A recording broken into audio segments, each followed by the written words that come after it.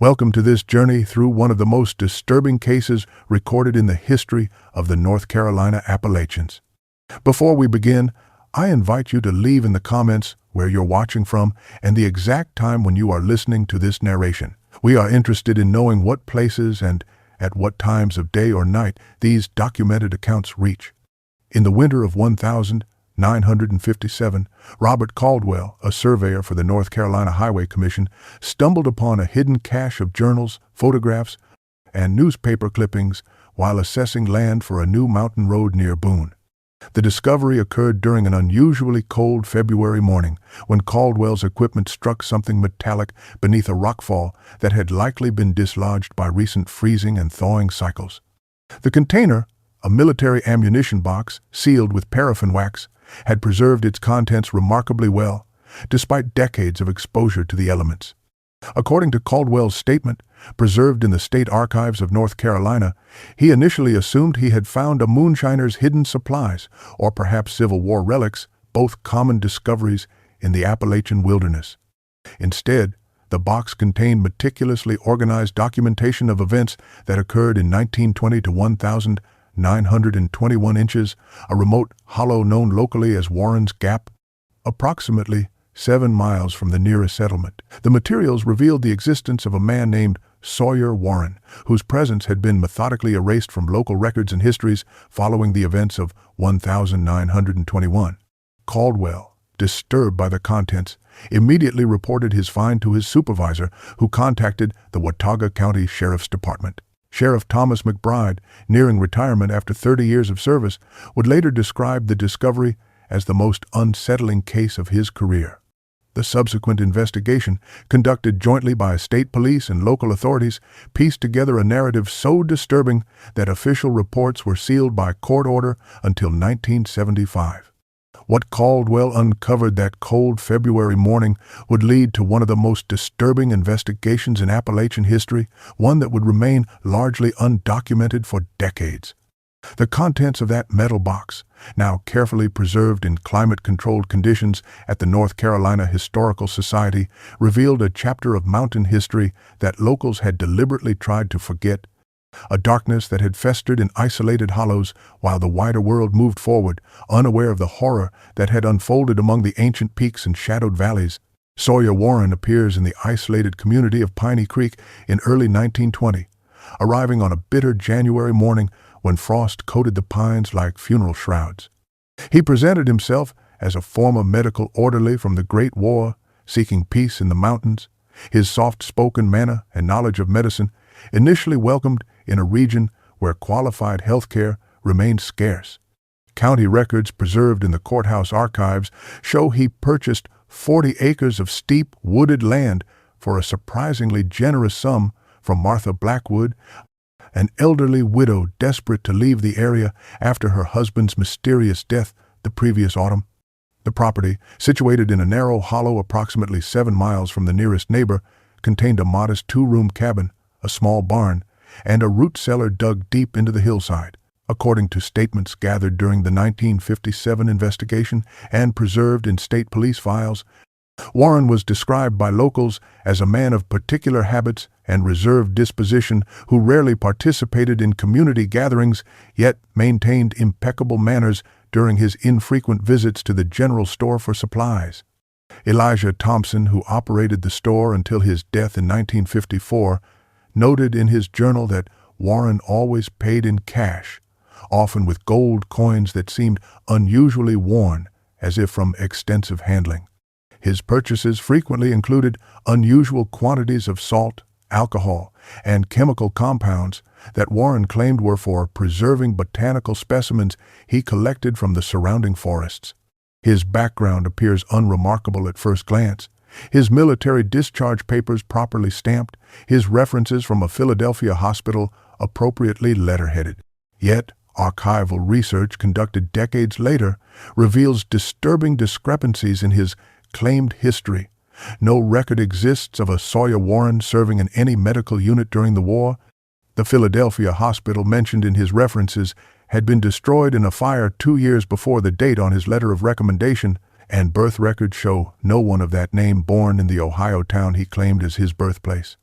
These discrepancies, seemingly minor administrative details that escaped notice in the chaotic post-war years, might have raised critical alarms had they been discovered in 1920, potentially saving countless lives from the methodical horror that would unfold in that remote hollow over the following 3 decades, hidden behind the respectable facade of a soft-spoken man who claimed to have devoted his life to healing the wounded. Warren's property, situated in a narrow valley surrounded by dense forest and rocky ridges that cast long shadows even at midday, becomes the site of his methodically constructed homestead during the spring and summer of 1920.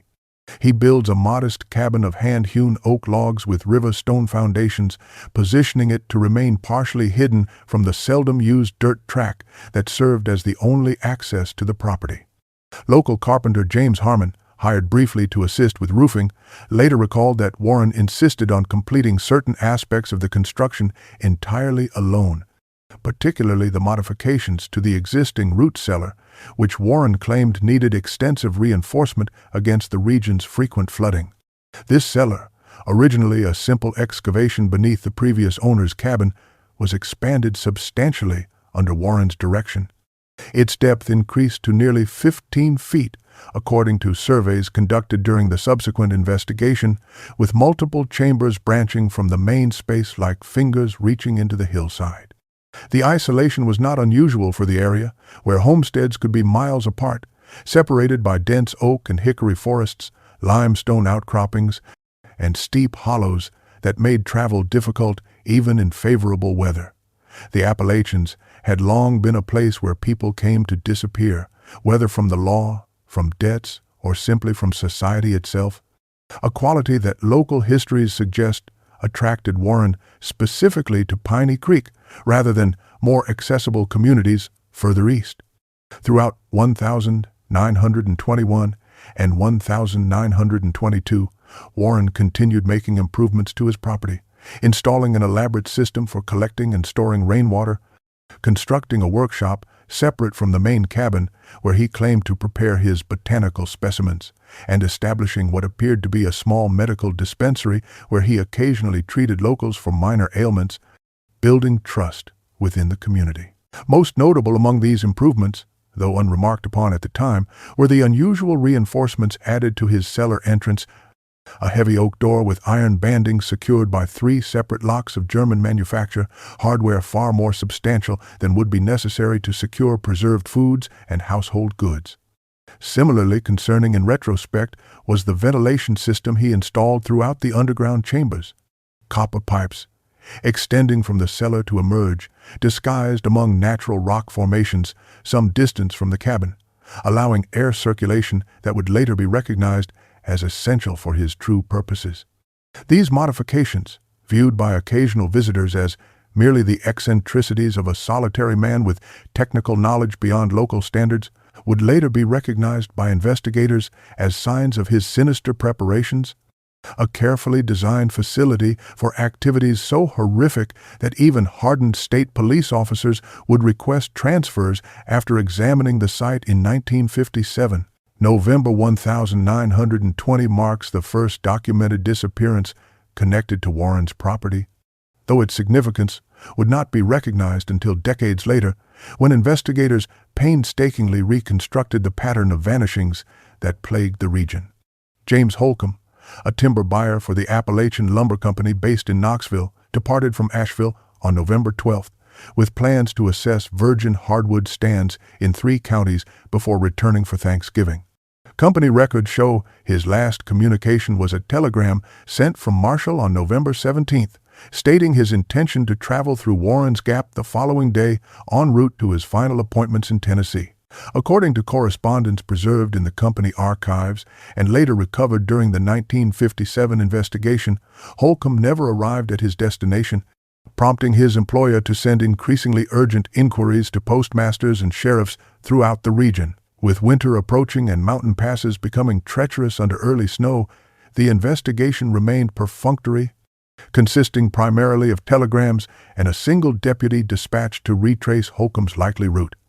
The timber buyer's leather satchel containing contracts and company funds was discovered the following spring by a local hunter approximately 2 miles from Warren's property, a blade weathered by exposure but with its contents largely intact. Local law enforcement, consisting primarily of aging Sheriff Thomas Blackburn and 2 deputies responsible for policing an entire county of remote hollows and isolated communities,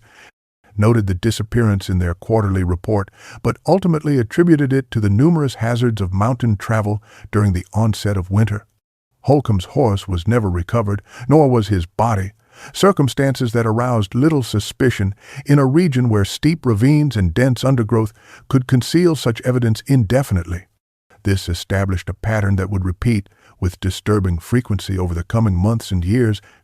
a pattern documented only fragmentarily in official records, but preserved more completely in local memory and private correspondence. Martha Simmons, who maintained the county's only boarding house in the town of Marshall, noted in her personal diary entries from this period the unusual frequency with which travelers would depart toward the northern reaches of the county, including the area surrounding Warren's property, only to never complete their journeys. The diary, discovered among her effects after her death in 1946, contains a particularly chilling entry from December 1922. 3 commercial travelers this season alone have taken the northern route and vanished completely. Sheriff Blackburn suggests winter conditions, but we had milder weather this year than any in my memory. Something else hunts in those hollows. How many more must disappear before someone investigates properly? The winter of 1920 to 1921 is remembered as particularly severe in the North Carolina mountains, a season of bitter cold and relentless snowfall that transformed the already isolated landscape into an impassable wilderness. Weather records from the Asheville Weather Bureau, preserved in the National Archives, document snowfall totaling over 80 inches between December and March, with accumulations in higher elevations likely exceeding 10 feet in drifted areas. Temperatures plummeted well below zero on 17 recorded occasions,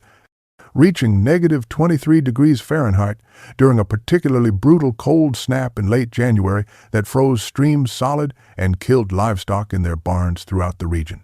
The few maintained roads became impassable as snow drifted higher than fence posts, effectively cutting off smaller settlements from regular contact with county seats and supply centers. Warren's homestead, already remote during favorable conditions, becomes virtually inaccessible during these months. The narrow trail leading to his property, buried beneath snow and obscured by fallen timber brought down by ice storms. Joshua Miller, who operated a small grist mill 6 miles southeast of Warren's property, noted in his personal almanac that no one from the northern hollows had visited his establishment between December 18th and March 7th, the longest period of isolation he had recorded in 15 years of operation. Yet, despite this seemingly impenetrable isolation, smoke continues to rise from Warren's chimney throughout the winter months, visible from distant ridges as a thin gray column against the white landscape, suggesting continuous occupation and activity despite conditions that had driven even lifelong mountaineers to seek more accessible shelter. Local hunters Samuel Tanner and William Crawford, interviewed in 1957 by state investigators reopening the long-dormant case, reported strange noises echoing through the valley on particularly cold nights during that winter when they had taken shelter in an abandoned hunting cabin approximately 1 mile from Warren's property. Crawford described sounds he had dismissed at the time as the cries of mountain lions or the peculiar acoustics of wind through the ridges, high-pitched wails that seemed to start and stop with unnatural suddenness, followed by periods of absolute silence. Tanner, more specific in his recollection, mentioned a rhythmic pounding that carried through the frozen air on at least 3 occasions, comparing it to the sound of a steel hammer striking wood but with unusual regularity, continuing well past midnight despite the bitter cold that would have driven most sensible men indoors. These accounts, which both men had mentioned only casually to neighbors at the time, took on profoundly more sinister implications when considered alongside evidence discovered during the subsequent investigation, suggesting activity within Warren's isolated compound, of a nature far different than the simple pursuit of solitude he had claimed motivated his retreat to the mountains. By spring 1921, as mountain passes cleared and travel became possible again, observant neighbors began to notice peculiarities in Warren's behavior that individually might seem merely eccentric, but collectively formed a pattern that would later haunt investigators. He makes increasingly frequent trips to Boone for supplies, his wagon returning laden with unusual quantities of chemical preservatives, specialized tools, and medical supplies that seem excessive for a solitary mountain dweller with no formal practice. Thomas Jenkins, who operated the Watauga General Store from 1915 to 1937, maintained meticulous records of all transactions in leather-bound ledgers discovered during courthouse renovations in 1963. These documents, now preserved in county archives, show Warren's purchasing patterns shifting dramatically in April and May 1921. Where his earlier purchases had focused on typical homesteading necessities, his new acquisitions included 5 gallons of formaldehyde, unusual quantities of calcium chloride, and new setting cartridges, so 4 specialized surgical instruments including bone saws and cranial drills, and 3 different types of restraints ostensibly for trapping animals. Most concerning, according to testimony gathered in 1957 from Elijah Winters, who had delivered lumber to the property, is the extensive renovation of what Warren continued to call his root cellar, despite modifications that seemed excessive for storing preserves.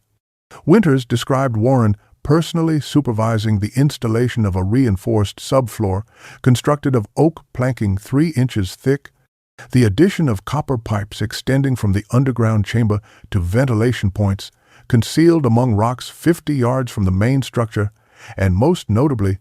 the installation of an elaborate iron door with a German-made locking mechanism requiring 3 separate keys to open. The door itself weighed nearly 200 pounds, according to Winters, who required help from 2 additional men to position it properly.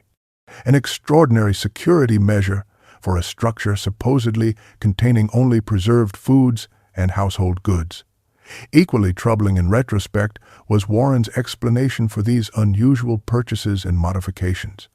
Jenkins recalled Warren explaining his acquisition of medical equipment and preservatives as necessary for preserving the unique botanical and zoological specimens he was collecting for scientific research, claiming correspondence with a prestigious Eastern university that had commissioned his work. When pressed by the naturally curious storekeeper about the nature of this research, Warren reportedly became guarded, stating only that his work involved studying the effects of isolation and extreme conditions on living tissue, a description that Jenkins found odd but not alarming enough to report to authorities. Warren paid for these substantial purchases with gold coins of unusual vintage, their origin never explained, but their value sufficient to eliminate any commercial resistance to his increasingly strange requests. Summer brings increased traffic through the mountains as 1921 progresses, with travelers seeking cooler air and scenic vistas that offered respite from the sweltering conditions in lowland cities to the east. Warren's once isolated homestead, positioned near a secondary trail connecting 2 more established routes, begins receiving occasional visitors seeking directions or brief rest. According to journal entries and correspondence collected during the subsequent investigation, Warren's demeanor transforms during this period, his previous reticence giving way to a calculated hospitality that neighbors found surprising, given his formerly solitary habits. He offers meals and simple lodging for those passing through, quickly gaining a modest reputation among the region's travelers for his hearty stews, prepared with wild game and distinctive coffee brewed in a peculiar copper pot he claimed to have brought back from Europe. According to statements from those who survived their visits to the homestead, recorded decades later when the true nature of Warren's activities became apparent,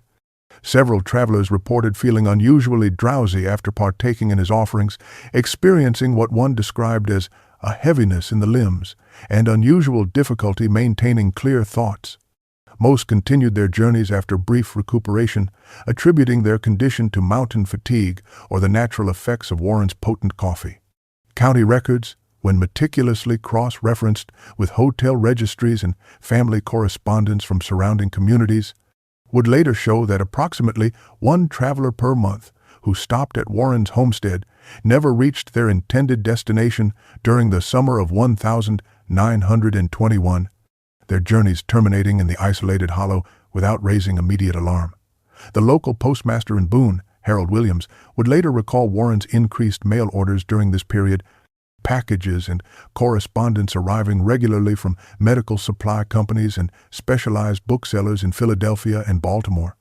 Williams, whose natural curiosity led him to note the return addresses on unusual parcels passing through his office, remembered particularly a series of heavy crates from Danvers Surgical Supply requiring his personal delivery due to their weight and delicate contents. Upon bringing these packages to Warren's property in July, Williams observed newly constructed wooden platforms behind the main cabin where several items of clothing were being aired, and including what appeared to be city attire unsuitable for mountain living, an observation he mentioned casually to his wife but did not connect to the region's missing travelers until questioned specifically during the 1957 investigation. In August 1921, Catherine Mitchell, a school teacher from Asheville visiting relatives in Piney Creek during her summer recess, encounters Warren at Tompkins General Store while purchasing supplies for her extended stay. Something about his demeanor disturbs her deeply, a visceral reaction she could not immediately articulate but which lingered long after their brief interaction. In letters to her sister Elizabeth, preserved among family papers and discovered during estate liquidation in 1960, she describes Warren as meticulously polite, yet somehow wrong, like a man wearing an ill-fitting suit of human behavior. His words and gestures seemed studied rather than natural, as though he had learned human interaction from a manual rather than through genuine connection. Though he spoke with perfect courtesy, inquiring about her teaching position and expressing interest in educational developments in larger communities, Mitchell noted that his eyes remained utterly vacant during their exchange, observing rather than participating in the conversation.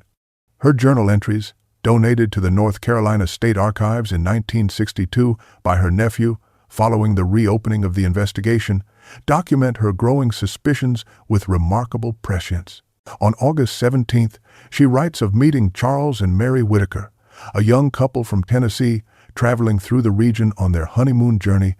spending an afternoon showing them local landmarks and suggesting scenic routes for their continued travels. When the couple fails to return from a day trip that would have taken them near Warren's property, Mitchell becomes increasingly concerned, noting their planned itinerary would have placed them on the trail, passing directly by his homestead around midday. Her initial inquiries to local authorities received polite but dismissive responses, Sheriff Blackburn suggesting the couple likely continued their journey without informing acquaintances of such brief duration. Mitchell begins asking uncomfortable questions that the tight-knit community proves reluctant to address, noting in her August 23rd entry, "No one wishes to speak directly about the homesteader in the North Hollow, yet their silences, when his name arises, speak volumes. When I mentioned the missing couple to Mr. Jenkins at the store, his eyes immediately flicked toward Warren's usual shelf of supplies, then away, before changing the subject entirely. These people know something they fear to articulate." Mitchell's persistence leads her to compile a rudimentary list of travelers reported missing in the region over the previous year, a document that appears in her journal as a simple column of names and approximate dates that would later prove remarkably accurate when compared with official investigations. Her final entry regarding Warren, dated September 2nd before her return to Asheville, reads, "I leave tomorrow but cannot shake the conviction that something unspeakable dwells in that hollow. I shall write to the state authorities upon my return." A detailed examination of Warren's property, conducted during the 1957 investigation after decades of accumulated suspicion, finally prompted official action, reveals the true purpose of his expanded root cellar that had long concealed horrors beneath the ordinary appearance of a mountain homestead. State police photographs preserved in evidence files document the underground structure with clinical precision, showing a complex facility extending nearly 30 feet into the hillside, its carefully engineered chambers belying Warren's claimed identity as a simple medical orderly. The main chamber, approximately 15 feet square with a ceiling reinforced by timber supports, contained specialized areas for different activities that left no doubt about the nature of Warren's true work. The eastern section featured a sloped stone floor with drainage channels cut precisely into the native rock, leading to a collection basin where traces of human blood remained detectable despite decades of use and attempts at cleaning. Adjacent to this area stood a heavy oak table fitted with leather restraints positioned at precise intervals. The leather, worn and darkened with substances that laboratory analysis would later confirm as bodily fluids from multiple individuals. The northern wall held shelves lined with glass jars containing preserved specimens that investigating officers initially believed to be animal organs until medical examiners identified them as human in origin, labeled with dates and notations in Warren's distinctive handwriting. Most disturbing was a small workroom in the southwestern corner containing surgical implements arranged with obsessive precision on a rolling cart of hospital design, including specialized tools for cranial and spinal procedures that even the examining medical professionals could not immediately identify. According to the forensic report filed with the State Bureau of Investigation on the 12th of October 1957, the facility suggested medical training far beyond that of a wartime orderly, indicating education and experience consistent with advanced surgical specialization, possibly of European origin based on the design and manufacture of certain instruments. The investigation uncovers evidence that Warren was systematically conducting experiments on human subjects over a period spanning at least 3 decades, documenting his findings in meticulous journals recovered from a hidden compartment beneath the floorboards of his main cabin.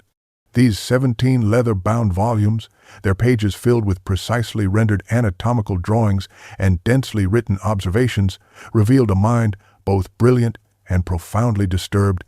focused particularly on neurological responses to various stimuli and what Warren termed the physical parameters of consciousness transition at the moment of death. Among the materials discovered in 1957 is Warren's ledger, a leather-bound volume recovered from beneath a loose floorboard in his workshop, its pages filled with handwriting as precise and measured as its horrific contents. The book represents a meticulously kept record of his guests, dating from November 1920 through September 1921, and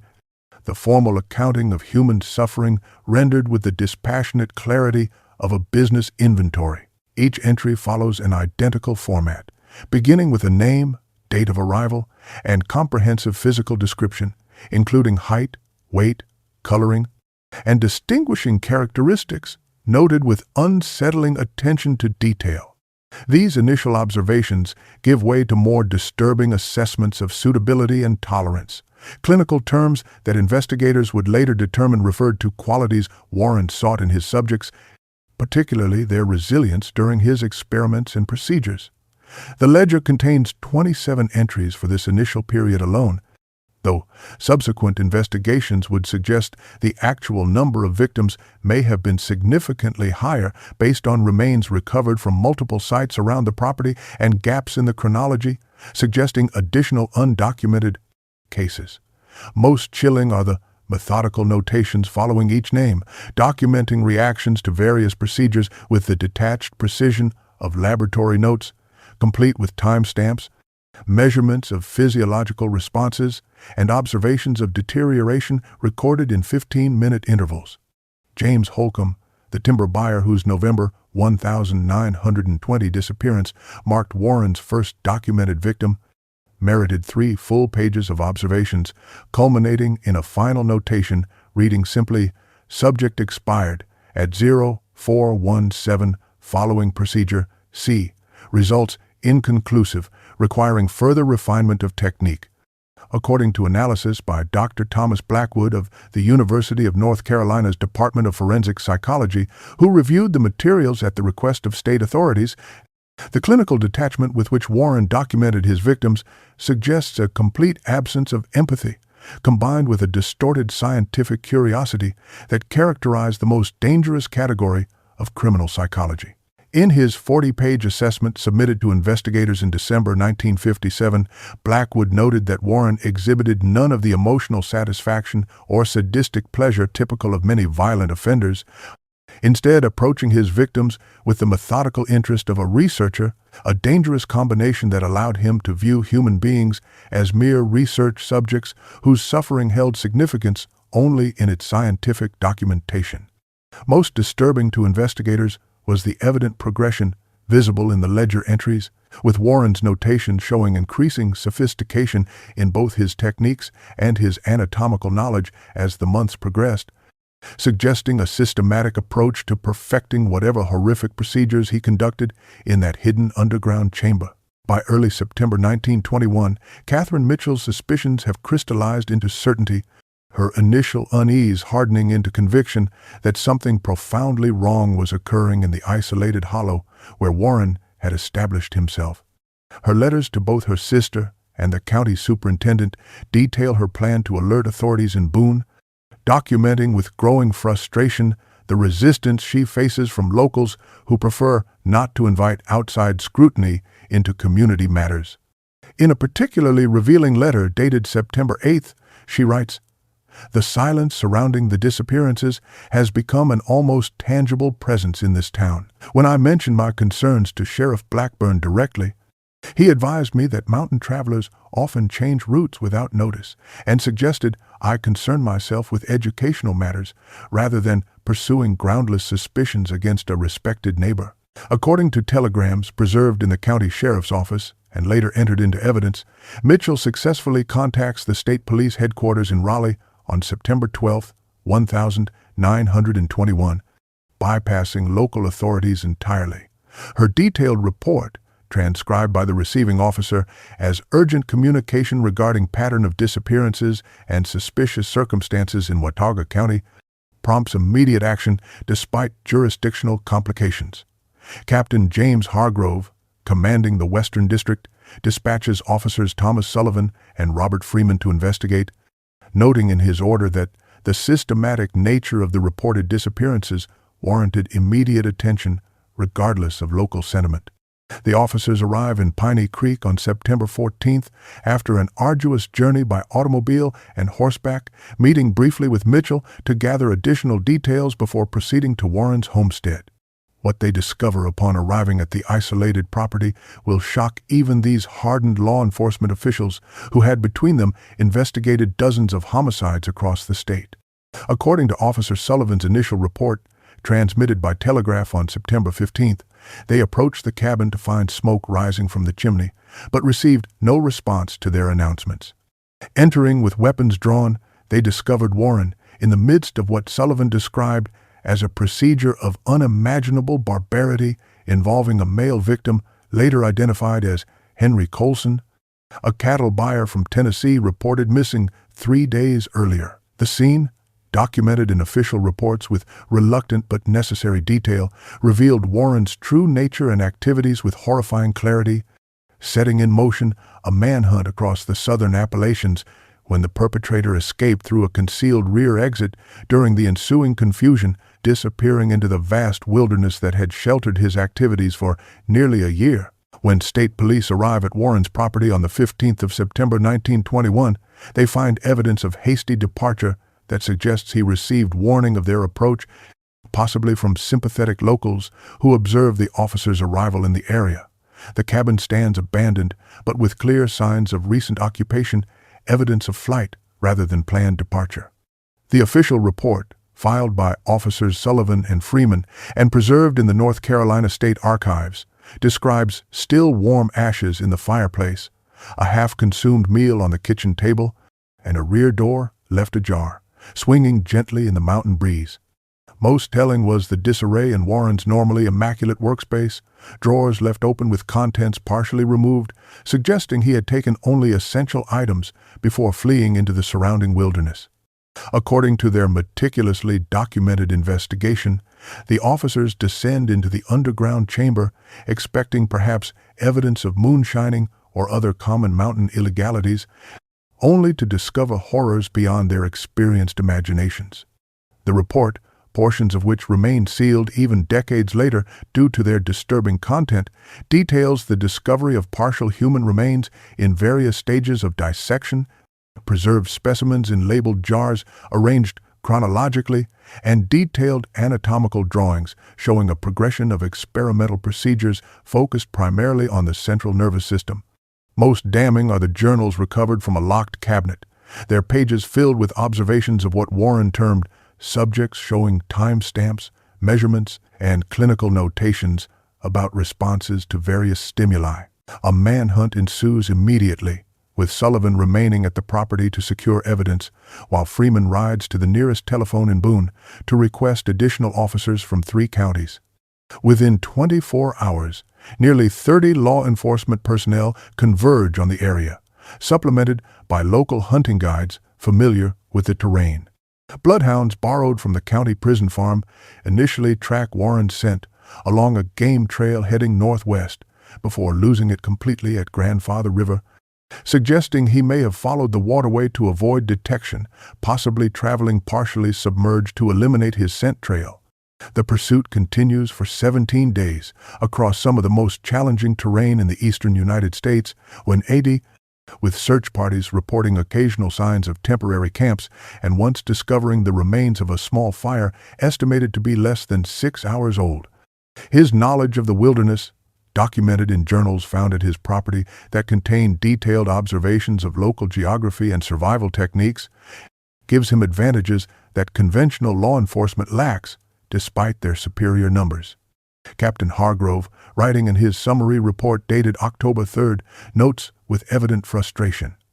The suspect's familiarity with these mountains, combined with his apparent preparation for potential flight, has created circumstances where traditional manhunt approaches prove ineffective. He moves through this wilderness with the confidence of a native inhabitant while leaving minimal trace of his passage. As investigators process the scene at Warren's homestead throughout late September 1921, the true extent of his activities becomes horrifyingly clear, each discovered item adding new dimensions to the emerging nightmare. According to forensic reports compiled by Dr. Samuel Harrison, who traveled from Raleigh to assist local authorities, evidence suggests Warren had been systematically drugging travelers using a compound containing belladonna and opium derivatives, traces of which were found in his distinctive copper coffee pot. Chemical analysis of residues discovered in food storage containers revealed similar substances in varying concentrations, suggesting careful calibration for different purposes. The underground chambers, when fully excavated, yielded evidence of at least 32 victims based on distinctive personal effects cataloged by investigators, though the actual number was likely higher, given indications that Warren disposed of remains in multiple remote locations throughout the surrounding wilderness. Most disturbing are journal entries indicating that many victims remained conscious during his procedures, Warren having developed techniques to immobilize subjects while maintaining their awareness, a refinement he documented with clinical precision as producing optimal observational data regarding pain thresholds and nervous system responses. His journals, spanning 7 volumes and nearly 800 pages, detail experiments related to human endurance, systematic investigation of pain thresholds across different demographic groups, and meticulous documentation of anatomical variations he discovered through dissection. The specialized knowledge revealed in his notes, particularly regarding neuroanatomy and surgical techniques, leads investigators to question his background claims. Records retrieved from military archives in Washington confirm what Catherine Mitchell had initially suspected. No medical orderly, named Sawyer Warren, had served during the Great War in any capacity. Further investigation through international channels eventually connects fingerprints found throughout the property to one Anton Chrysler, a former medical student at the University of Vienna who had disappeared in 1913 following allegations of unauthorized experiments on morgue specimens. Austrian authorities provide documentation showing Chrysler had studied under professors known for controversial neurological research before being dismissed for what university records termed unacceptable ethical violations and concerning fixations.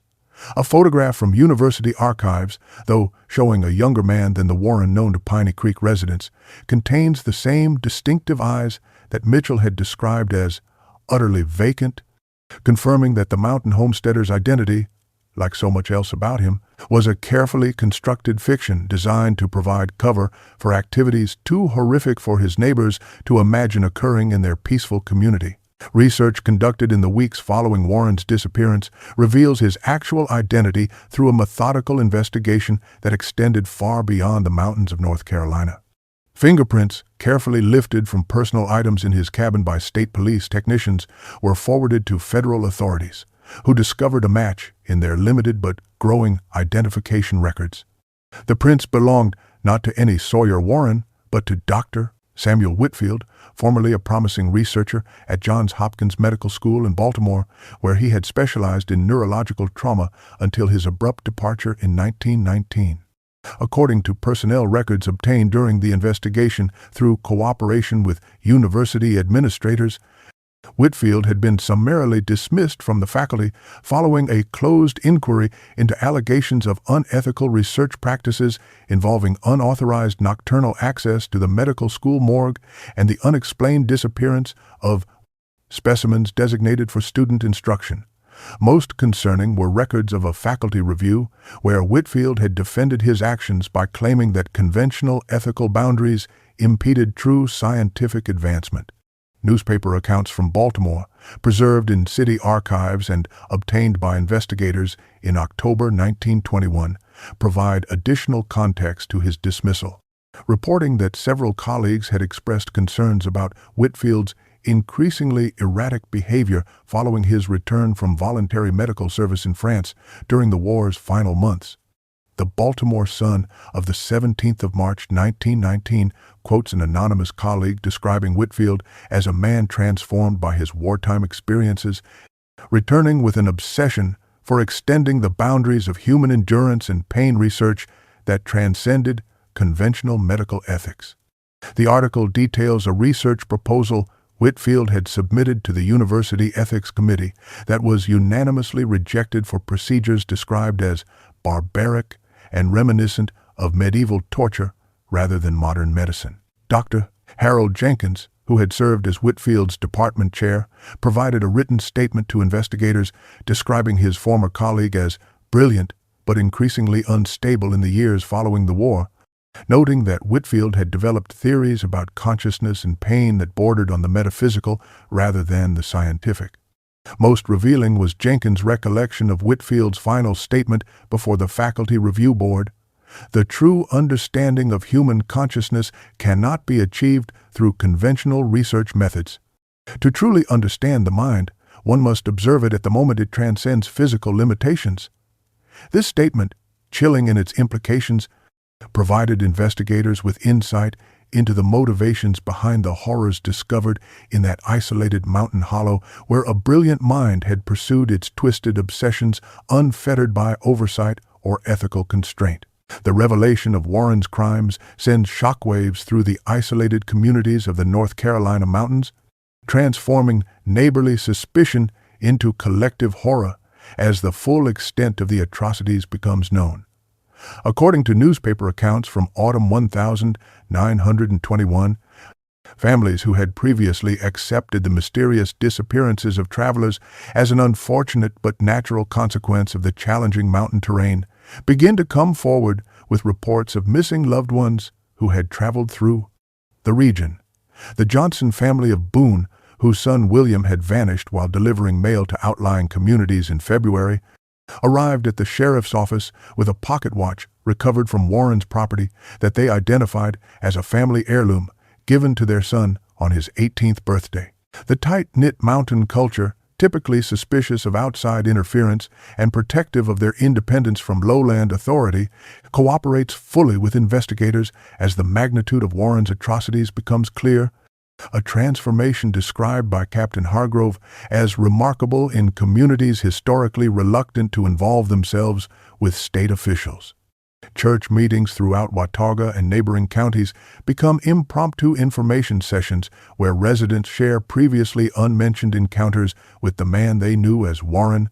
piecing together a community timeline of unusual behaviors that now carried sinister significance.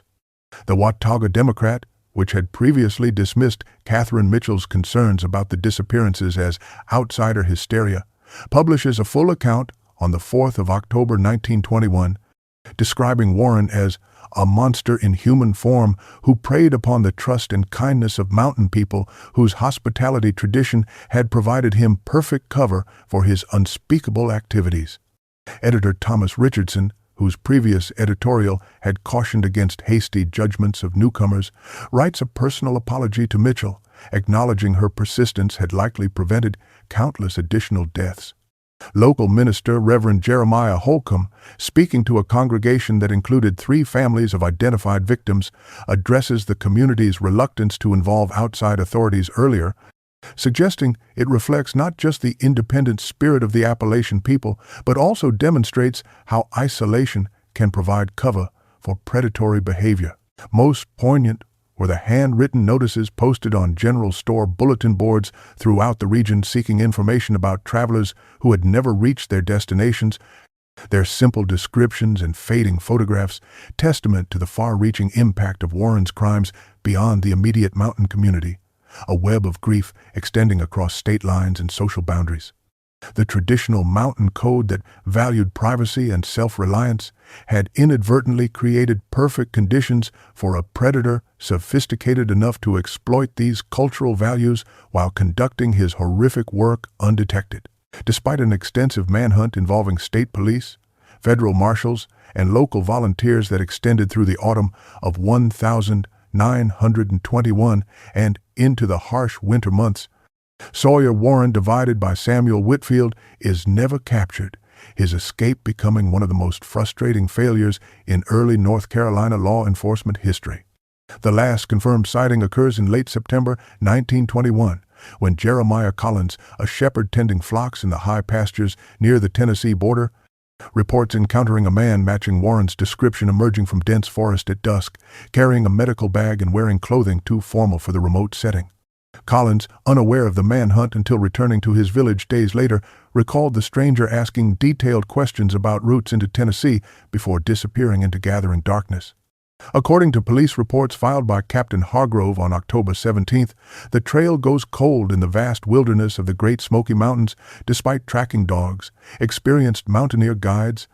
and over 60 men combing the region in systematic patterns. Weather conditions deteriorated rapidly as autumn progressed, with early snowfall obliterating potential tracks and forcing the scaling back of search operations by early November. The case file, maintained actively until 1926 before being designated cold but unresolved, documents periodic reports of a solitary man with medical knowledge surfacing in remote communities from North Georgia to West Virginia over the next several years, each investigation consuming resources but yielding no confirmation. A physician calling himself William Sanderson practiced briefly in a coal mining community in eastern Kentucky during 1922,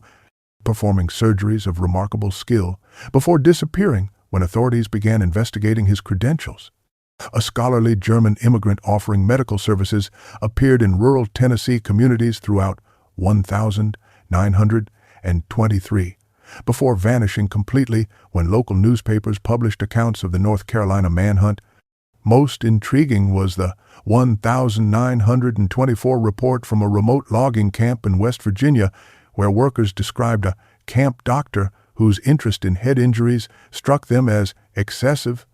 prompting one worker familiar with the Warren case to contact authorities, though the suspect had departed before investigators arrived. Warren's specialized training and wilderness skills, combined with his demonstrated capacity for assuming convincing false identities, allowed him to evade conventional pursuit through territories where strangers were rare but medical knowledge was precious enough that communities might overlook inconsistencies in background to secure needed expertise. The investigation file concludes with a theory that Warren likely established a new identity in another isolated region beyond the immediate search area, possibly leaving the Appalachian region entirely for Western territories where documentation requirements remained minimal and skilled professionals could establish themselves with few questions about their past. The impact of Warren's crimes extends far beyond the immediate victims, creating ripples through Appalachian culture that researchers would document for generations. According to sociological studies conducted by the University of North Carolina, in the 1,960 seconds, the case fundamentally altered the famously hospitable culture of the Appalachian Mountains, transforming communal attitudes toward outsiders in ways that persisted long after the details of the original crimes had faded from common knowledge. The tradition of offering shelter to travelers, once considered a sacred mountain obligation regardless of personal circumstances, declines noticeably in the decades following 1921, with researchers documenting a 40% reduction in reported instances of spontaneous hospitality to strangers compared to pre-Warren accounts. Mountain communities, already somewhat insular by necessity, developed additional protective mechanisms against outsiders, including informal warning systems when strangers entered valleys and increased emphasis on proper introductions through known associates. Dr. Eleanor Wilkins, who studied the case extensively for her 1965 book Mountain Shadows, The Warren Case and Its Cultural Impact, notes that stories of Warren became part of regional folklore, transmitted orally across generations with varying details but consistent warnings. The narrative evolved into cautionary tales told to children about the dangers of trusting strangers, referred to obliquely as the doctor in the hollow or the man with the black bag in family stories, designed to instill appropriate caution without revealing the full horror of the historical events. Elderly respondents in Wilkins' study recalled how parents who had lived through the Warren investigation would react with unusual severity to children who wandered too far from home or spoke too freely with unfamiliar visitors. Perhaps most striking is how the physical site of Warren's homestead is deliberately obscured by locals in the decades following the crimes, a conscious effort at communal forgetting documented through county records, showing the property remained unclaimed despite its agricultural potential. Local guides refuse to take outsiders to the location, mapmakers omit the access trails from official county documents, and forestry officials report that directional signs in the vicinity were repeatedly vandalized until they ceased replacing them, creating what Wilkins terms a geography of deliberate forgetting, designed to prevent the site from becoming a macabre attraction. The deliberate erasure extends to family histories, with several surnames appearing in Warren's recovered ledgers disappearing from local usage as families changed their names to avoid association with ancestral victimhood, a phenomenon Wilkins documents through county records, showing unusual numbers of legal name changes between 1,922 and 1,930. The 1,957 discovery brings renewed attention to the case when forestry workers, stumbling upon the overgrown ruins of Warren's homestead, uncover additional evidence buried beneath collapsed structural elements. But many questions remain unanswered despite the resources devoted to this second investigation. Despite extensive forensic work conducted with techniques unavailable in the 1,920 seconds, the total number of Warren's victims cannot be conclusively determined, though evidence suggests the figure exceeds 50 based on personal effects, anatomical specimens, and journal entries recovered from multiple sites. The fate of Warren himself remains one of criminology's enduring mysteries. No record of his death or capture exists in any jurisdiction, no body matching his description was ever discovered, and no conclusive evidence establishes whether he continued his activities elsewhere or eventually succumbed to the unforgiving wilderness that facilitated his escape. Most disturbing are the implications of his research notes, which suggest he was developing techniques he believed could expand the boundaries of human consciousness through controlled trauma, a methodology he documented with increasing excitement in later journal entries as approaching a breakthrough in understanding the physical parameters of the human soul. According to Dr. Blackwood's analysis, published in the Journal of Forensic Psychology in 1958, Warren appeared to be working toward some larger purpose beyond mere sadism, a distorted scientific goal combining neuroanatomical research with quasi-mystical theories about consciousness that died with him or perhaps continued in isolation beyond the reach of conventional society. In 2018, nearly a century after Warren's disappearance, hikers in the remote Linville Gorge area discover stone carvings in a previously undocumented cave system and their weathered surfaces bearing anatomical designs strikingly similar to those in Warren's journals, with dates suggesting he may have continued his work in even more isolated regions of the Appalachians for years after his escape from justice. The wilderness keeps its secrets, and somewhere in the ancient mountains, the final truth about Sawyer Warren may remain hidden forever, a shadow in the collective memory of communities still shaped by his crimes. The story of Sawyer Warren represents one of the darkest chapters in Appalachian history, a case where isolation, misplaced trust, and the human capacity for evil combined with devastating results that echo through generations. The rugged beauty of the mountains, which draws visitors to this day, once provided the perfect cover for unspeakable acts conducted by a man whose medical knowledge served not to heal, but to inflict suffering in service of his distorted vision. For those who know the tale, the winding mountain roads of western North Carolina carry an additional weight, the knowledge that even in places of natural splendor, darkness can find root and flourish when eyes are turned away from uncomfortable truths.